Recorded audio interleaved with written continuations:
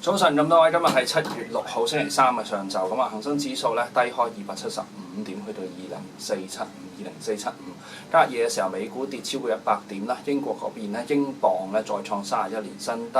咁雖然咧英倫銀行方面咧就做咗一個放水，1500億左右英鎊嘅，相當於咁就，但係市場氣氛咧就暫時未有好轉。咁我都自己預期啦，過往咧即係大家講過，英國脫歐之後咧可能市況都仲係企穩，但係如果有災難嘅時候咧，都必須要靠美國聯儲局去即係就住加息嗰方面嗰個可能性咧做演説，先至可以消除到市場嘅不穩定因素啊。英倫銀行放水咧，暫時對市場冇乜特別大利好嘅幫助。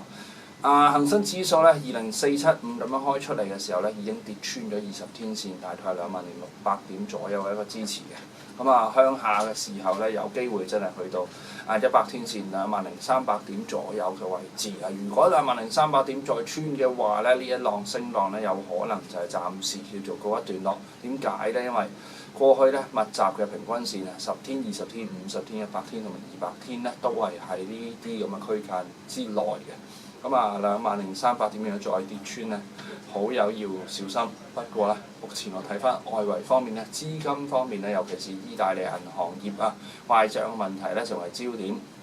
但係我就見唔到環球有一個資金鏈上面嘅收緊嘅，咁所以暫時嚟睇咧，我覺得市況依然係一個即係輕微嘅調整，不成太大嘅問題。咁後市咧，我會繼續睇最差咧喺20300點左右企穩。咁睇翻今日啦，即係下晝嘅時候，跌市可唔可以跌幅收窄？